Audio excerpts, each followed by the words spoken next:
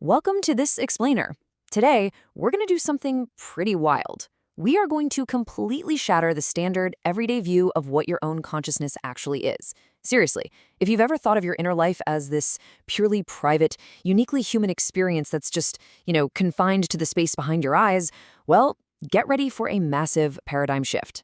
We're going to explore a groundbreaking framework that suggests our minds are not isolated islands at all, but rather deeply connected nodes feeding into an ancient, living ocean of consciousness. Okay, so let's start with a really familiar sight. You've probably watched a sleeping dog twitching its paws, breathing quickly, maybe letting out a soft little yip, right? We actually know through neurophysiological markers that dogs experience narrative REM dreams just like we do. But ask yourself, what does that inner narrative actually prove? Well, it proves that while the dog sleeps, its mind is generating a structured episodic reality. It is doing something profoundly mental. And it goes way beyond dogs. These highly documented behaviors prove that a robust inner life is absolutely not a uniquely human trait. Field researchers have watched elephants return to and specifically handle the bones of their known deceased companions for hours. At the University of Washington, crows were documented holding multi-generational grudges against specific, masked researchers, and they actually passed that information down to birds who weren't even alive for the original encounter. And octopuses, even with most of their neurons in their arms, they solve complex puzzles and escape tanks. This is high-level inner life, and it's happening all around us. So the crucial point here is that we really need to drop our deep-seated human exceptionalism. The standard story we're all taught tells us that consciousness is this recent, mostly human achievement, and that animals just have a kind of thinned-down version of our minds. But the actual story? It's the exact opposite. We didn't invent the capacity to feel, to attend, or to remember.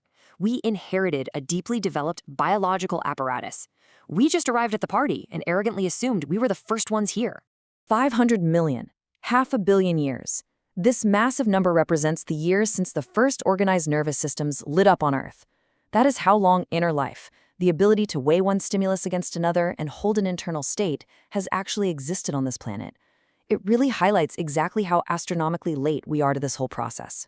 When you map this timeline out, it completely crushes the idea that we are the center of the conscious universe. Just think about this progression. Mammals have been running inner lives for 200 million years. Fast forward, and you have Neanderthals, our cousins, creating cave art and burying their dead 400,000 years ago. And anatomically modern humans? We only show up around 300,000 years ago. We are a super recent, highly vocal addition to a massively ancient system. Section 2, the living collective. Where does our massive sensory surplus go? Think about the immense, metabolically expensive mental output of all creatures. And yeah, that includes you. The brain literally consumes 20% of our resting metabolic energy. Our eyes take in millions of bits of information every single day that we never consciously remember. Now, evolution is famously stingy, right? It doesn't fund industrial-scale processing just to throw all that data away. So where does all that surplus data go? It feeds into the collective. This is the living, dynamic field in which all mental phenomena of substantially conscious beings occur. And to be clear, this isn't some magical realm in the sky. It is the actual medium of mind. It's a dynamic ocean being fed continuously, second by second, by every single node, from the dreaming dog on your floor to a billion awake humans, all the way to the whales communicating across the cold ocean. The author actually corrects Carl Jung's famous theory of the collective unconscious here, which is fascinating. See, Jung envisioned an archive, a deep, inherited library of fixed archetypes that we just occasionally access. But this explainer argues for a dynamic ocean instead. You aren't just reading from a static library. You are actively writing into a living ocean right now, and so is every other conscious creature. The archetypes aren't fixed statues. They're really just the deepest, oldest currents in this ocean. Just think about this mind-bending disparity between what we process and what we actually keep. Imagine your total sensory and mental output as a massive bar. The wallpaper you walk past today, the engine noise of a passing car, the 50 stray thoughts you had in the shower. Now compare that to your conscious autobiographical record, the tiny, curated summary your eye actually remembers. Evolution funded that massive, expensive total output. Why?